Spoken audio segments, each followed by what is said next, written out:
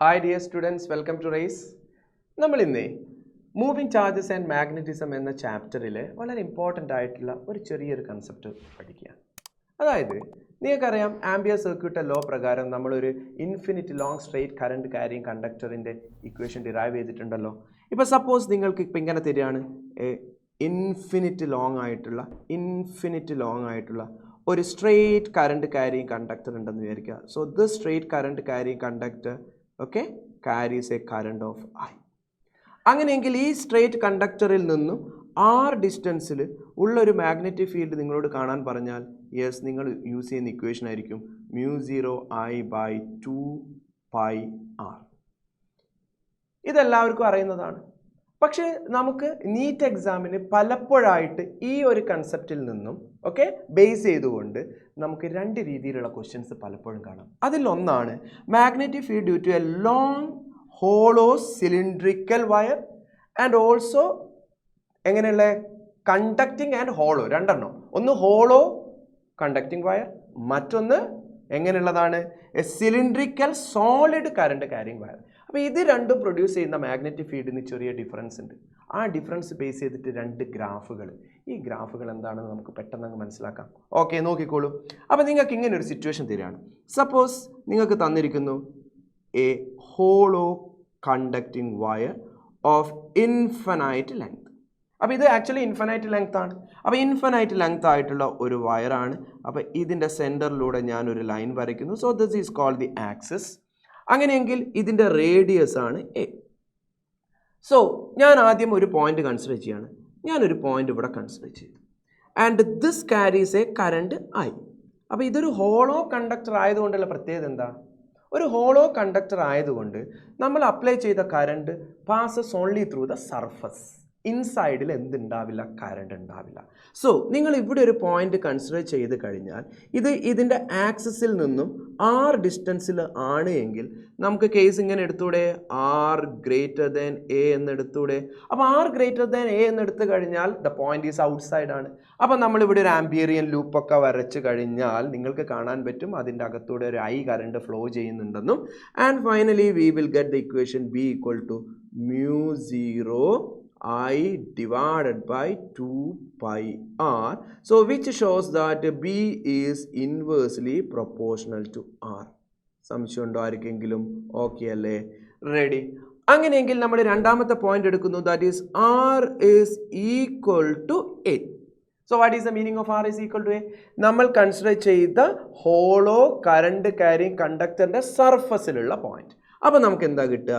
B is equal to μ0I/2πa എന്നായിട്ട് മാറും. So R എന്നുള്ള value A ആയി. എന്ന് വെച്ചാൽ R എന്ന് പറയുന്നത് കുറച്ചും കൂടെ ദൂരത്തായിരുന്നു, A കുറച്ചുകൂടി അടുത്തു. സോ നിങ്ങൾക്ക് കാണാൻ പറ്റും this magnetic field is greater than this one. Now R less than A എന്ന് വെച്ചാൽ നിങ്ങൾ ഇവിടെ ഒരു പോയിന്റ് എടുത്തു. ഇവിടെ ഒരു പോയിന്റ് എടുത്തു കഴിഞ്ഞാൽ ഈ പോയിന്റ് r ദൂരത്തിലാണ് എങ്കിൽ ഇത് ബേസ് ചെയ്തിട്ട് നിങ്ങളൊരു ആംബിയറിയൻ ലൂപ്പ് ഇവിടെ വരച്ചു കഴിഞ്ഞാൽ ഈ ആംബിയറിയൻ ലൂപ്പ് എൻക്ലോസ് ചെയ്യുന്ന കറണ്ട് എത്രയായിരിക്കും? 0 ആയിരിക്കും. അങ്ങനെയെങ്കിൽ അവിടെയുള്ള മാഗ്നറ്റിക് ഫീൽഡ് എത്രയായിട്ട് മാറും? 0. അപ്പോൾ ഇതിൽ നിന്നും നമുക്ക് എന്താ മനസ്സിലാക്കാൻ പറ്റുന്നത്? ഈ ഒരു ആക്സിസിൽ നിന്നും, ഈ ഹോളോ സിലിണ്ട്രിക്കൽ വയറിൽ നിന്നും അതിൻ്റെ ആക്സിസിൽ നിന്നും നമ്മൾ ഇങ്ങനെ അതിൻ്റെ സർഫസിൽ എത്തുന്നത് വരെ there is no magnetic field. അപ്പോൾ നമുക്കിതിൻ്റെ ഒരു ഗ്രാഫ് വരച്ച് നോക്കിയാലോ?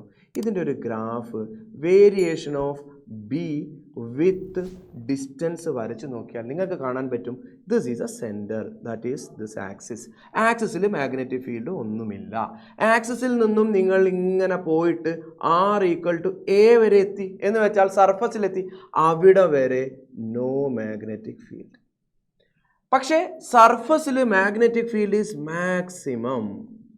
ഇനി അവിടെ നിന്നും നിങ്ങൾ പുറത്തേക്ക് പോകുമ്പോൾ B is inversely proportional to R.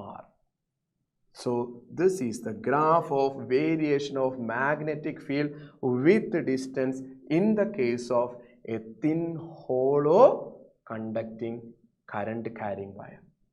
Clear ആണ്? ഓക്കെ, അങ്ങനെയാണെങ്കിൽ നമ്മളോട് പറയുകയാണ്, okay, suppose we have again a conductor but this is a solid conductor. So solid conducting wire which carries a current, and this is the axis. So this is the radius.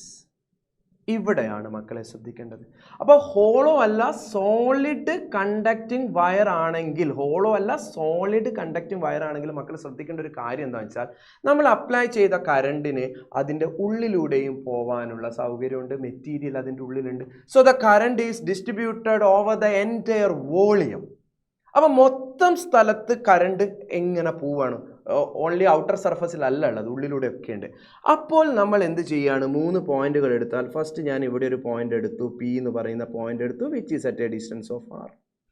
അങ്ങനെ നോക്കുകയാണെങ്കിൽ ഇതാ R greater than A എടുത്തു കഴിഞ്ഞാൽ നമുക്ക് കിട്ടുന്ന equation നിങ്ങൾ ഒരു സംശയം വിചാരിക്കേണ്ട, നമ്മുടെ സാധാരണ പഠിച്ച μ0I/2πr തന്നെ.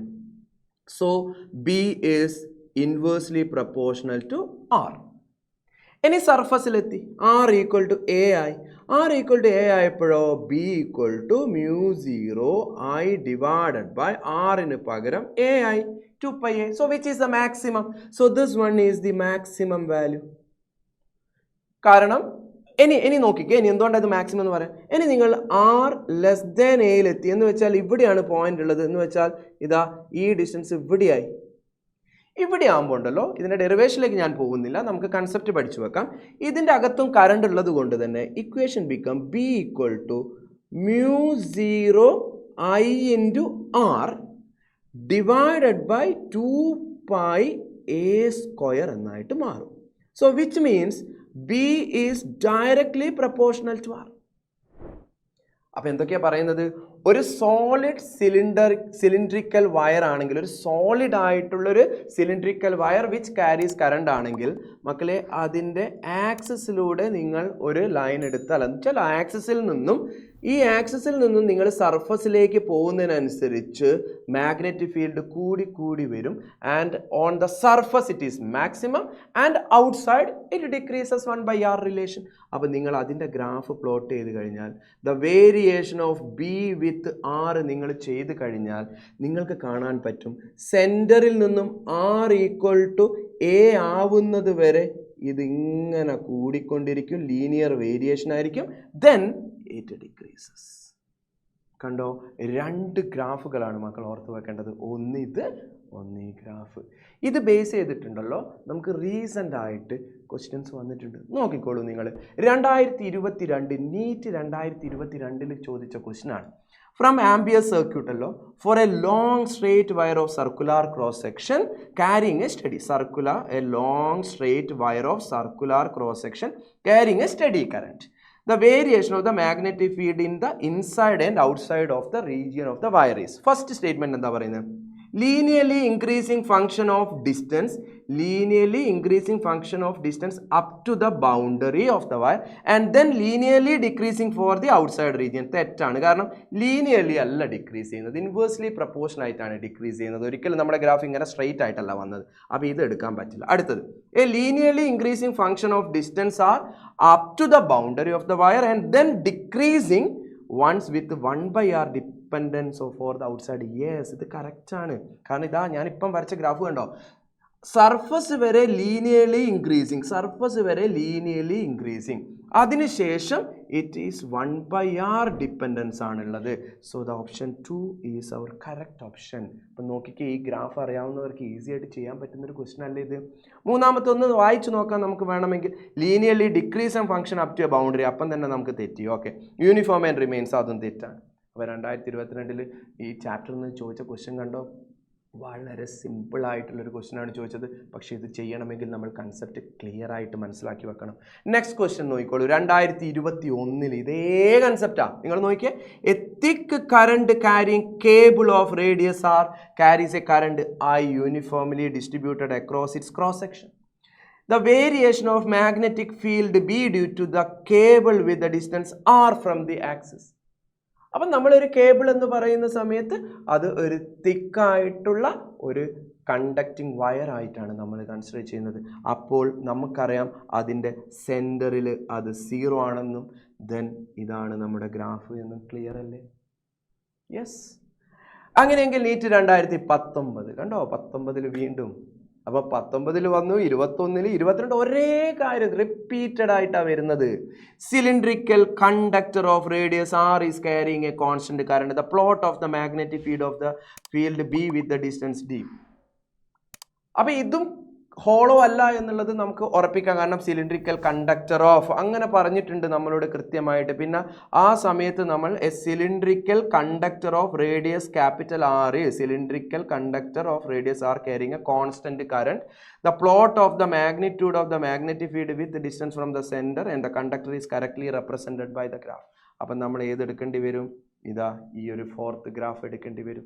ഓക്കെ, ദെൻ അങ്ങനെയെങ്കിൽ നീറ്റ് 2016 ചോദിച്ചൊരു ക്വസ്റ്റ്യൻ നോക്കിയാലോ നമുക്ക്. 2016 A long straight wire of radius A, long straight wire of radius A carries A current, study current. Current is uniformly distributed over its cross section. അപ്പോൾ എല്ലാ സ്ഥലത്തും മൊത്തമായിട്ട് current distribute ചെയ്തിട്ടുണ്ട്. Ratio of magnetic field B and B dash at radial distance A/2 and 2A respectively. അപ്പോൾ question ഇങ്ങനെയാണ്. നമ്മുടെ കയ്യിൽ A radius ഉള്ള ഒരു വയറുണ്ട്, എ റേഡിയസ്.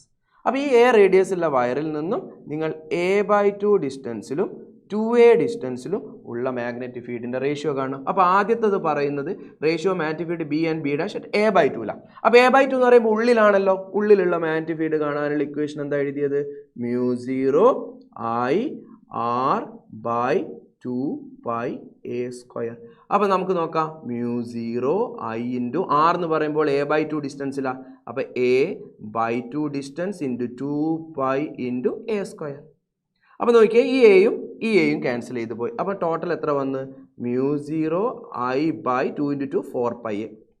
അപ്പോൾ ബി എന്ന് പറയുന്ന വാല്യൂ എത്രയായി? μ0 I/4πa വന്നു. അടുത്തത് B is equal to μ0 I/2π r ആണ് നമ്മുടെ ഇക്വേഷൻ. ഇനി നമുക്ക് ആർ എത്രയാ? എത്ര ഡിസ്റ്റൻസിലാണ്? 2A ഡിസ്റ്റൻസിലാണ്. അപ്പോൾ നോക്കിയേ μ0 I divided by 2π into R. R എന്ന് പറയുന്നത് എത്രയായിട്ടാണ് എടുക്കേണ്ടത്? 2A. അപ്പോൾ എത്ര വരും? μ0 I/4πa. അപ്പോൾ ബി ഡാഷും ബിയും നോക്കിക്കേ, ഇത് രണ്ടും തമ്മിലുള്ള റേഷ്യോ വേണ്ടത്. അപ്പോൾ ബിയുടെ വാല്യൂ μ0 I/4πa കിട്ടി. നിങ്ങൾ സബ്സ്റ്റിറ്റ്യൂട്ട് ചെയ്തിട്ട് ബി ഡാഷിൻ്റെ വാല്യൂ μ0 I/4πa ആണ് കിട്ടുന്നത്. So the ratio will be 1. അപ്പം മക്കളെ എനിക്ക് പറയാനുള്ളത് എന്താ വെച്ചാൽ, നമ്മളിപ്പോൾ മൂവിങ് ചാർജസ് ആൻഡ് മാഗ്നറ്റിസം എന്ന ചാപ്റ്റർ നോക്കിയപ്പോൾ അതിൽ നിന്നും റിപ്പീറ്റഡ് ആയിട്ട് ഒരേ ഭാഗത്ത് നിന്നും ക്വസ്റ്റ്യൻസ് വന്നുകൊണ്ടിരിക്കുകയാണ്. അപ്പോൾ ഈ രീതിയിലൊക്കെ തന്നെയാണ് നമുക്ക് നീറ്റിനും എന്തുണ്ടാവുക? ക്വസ്റ്റ്യൻ ഉണ്ടാവുക. നമുക്ക് ഈ ഒരു മൂവിങ് ചാർജസ് ആൻഡ് മാഗ്നറ്റിസത്തിലെ ബയോട്ട് സാവേർട്സ് ലോ എന്ന് പറയുന്ന ഭാഗം നമുക്ക് ഡീറ്റെയിൽഡ് ആയിട്ട് ഡിസ്കസ് ചെയ്യാനുണ്ട്. ഓക്കെ, അപ്പം എല്ലാവരും ഇന്ന് തന്നെ നമ്മുടെ ചാനൽ എന്ത് ചെയ്യുക? സബ്സ്ക്രൈബ് ചെയ്യുക. Okay, thank you.